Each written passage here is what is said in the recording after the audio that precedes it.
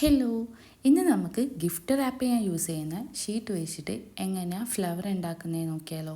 ആദ്യം നമുക്ക് കുറച്ച് വലിയ റെക്റ്റാങ്കിൾ ഷേപ്പിൽ ഒരു ഷീറ്റ് കട്ട് ചെയ്തെടുക്കുക.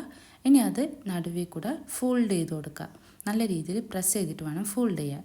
ഇനി അത് ഓപ്പോസിറ്റ് സൈഡിലേക്ക് മറിച്ച് വെച്ചതിന് ശേഷം ആദ്യം നമ്മൾ ഫോൾഡ് ചെയ്ത ആ ഒരു ഭാഗത്തേക്ക് ഒരു സൈഡിൽ നിന്ന് മടക്കി കൊടുക്കുക. അതിന് ശേഷം ഓപ്പോസിറ്റ് സൈഡിൽ നിന്നും കൂടി ഫോൾഡ് ചെയ്ത് കൊടുക്കുക. ഇതും നല്ല രീതിയിൽ പ്രസ് ചെയ്തിട്ട് വേണം ഫോൾഡ് ചെയ്യാൻ വേണ്ടിയിട്ട്. ഇനി നമുക്ക് ഈ ഫോൾഡ് ചെയ്തതൊക്കെ നിവർത്തി വെക്കാം. അതിനുശേഷം ഫസ്റ്റ് നമ്മൾ ഫോൾഡ് ചെയ്ത ആ ഒരു പോർഷനിലേക്ക് കൂടെ കട്ട് ചെയ്ത് കൊടുക്കുക. ഇതിപ്പോൾ നമ്മൾ 2 ഫ്ലവർ ചെയ്യാൻ വേണ്ടിയിട്ടാണ് യൂസ് ചെയ്യുന്നത്. അപ്പം കുറച്ച് വലിയ ഷീറ്റ് എടുക്കുകയാണെങ്കിൽ നമുക്ക് 2 ഫ്ലവർ ചെയ്യാൻ വേണ്ടി പറ്റുന്നതാണ്. ഇനി നമുക്ക് ആദ്യം ഒരു ഷീറ്റ് എടുത്തിട്ടാകുമ്പം നമുക്ക് ഏത് സൈഡാണോ ഫ്ലവർ വേണ്ടേ, കളറ് പുറത്ത് കാണണ്ടേ, അതിൻ്റെ ഓപ്പോസിറ്റ് സൈഡിലേക്ക് മടക്കി കൊടുക്കുക. ആദ്യം നമ്മൾ ഫോൾഡ് ചെയ്ത ആ ഒരു പോർഷൻ അവിടെ തന്നെ ഉണ്ടാവും. അതൊന്ന് ജസ്റ്റ് പ്രസ് ചെയ്ത് കൊടുക്കണമെന്നേ ഉള്ളൂ. ഇനി അതിൻ്റെ ആ ഫോൾഡ് ചെയ്ത പോർഷന് ഓപ്പോസിറ്റ് എൻഡിലേക്ക് ഒരു 3/4 പോർഷൻ കട്ട് ചെയ്ത് കൊടുക്കുക. ഇത് നമുക്ക് ഈ ഒരു ഷീറ്റിൻ്റെ ബിഗിനിങ് ടു എൻഡ് വരെ ഇതേ ഒരു സൈസിൽ തന്നെ കട്ട് ചെയ്ത് കൊടുക്കേണ്ടതാണ്.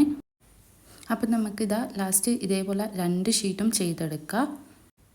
ഇനി നമുക്കിത് നിവർത്തി വെച്ചതിന് ശേഷം നമ്മൾ 3/4 വരെ കട്ട് ചെയ്ത് അതിന് ശേഷം ചെറിയൊരു പോർഷൻ ലീവ് ചെയ്തിട്ടില്ലേ, ആ ഒരു ലീവ് ചെയ്ത പോർഷനിൽ ഡബിൾ സൈഡഡ് സ്റ്റിക്കർ വെച്ചിട്ട് ചെറിയതായിട്ട് കട്ട് ചെയ്തിട്ട് അതൊന്ന് സ്റ്റിക്ക് ചെയ്ത് കൊടുക്കുക.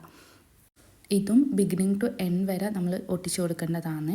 അതിനുശേഷം നമ്മളിപ്പോൾ ഒട്ടിച്ച ആ ഡബിൾ സൈഡഡ് സ്റ്റിക്കറിൻ്റെ ഒരു എൻഡിൽ നഖം വെച്ച് പ്രസ് ചെയ്തതിന് ശേഷം ആ സ്റ്റിക്കർ നമുക്ക് റിമൂവ് ചെയ്ത് കൊടുക്കാം.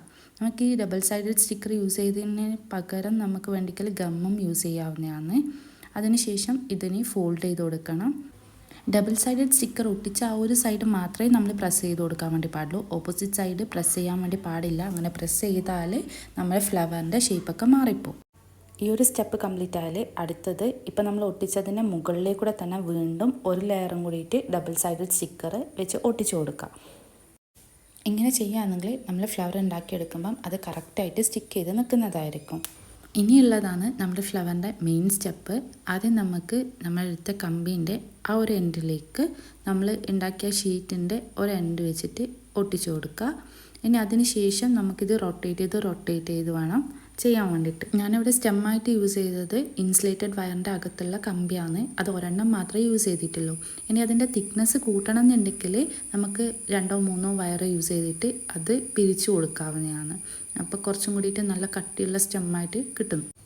നമ്മളിവിടെ ഡബിൾ സൈഡഡ് സ്റ്റിക്കർ യൂസ് ചെയ്തുകൊണ്ട് തന്നെ അത് നല്ല വൃത്തിക്ക് അറ്റാച്ച് ചെയ്ത് നിൽക്കും. ഇനി വേറെ ഗം യൂസ് ചെയ്യേണ്ട കാര്യമൊന്നുമില്ല. ഇനി വേണമെങ്കിൽ നമുക്കിതിൻ്റെ അകത്ത്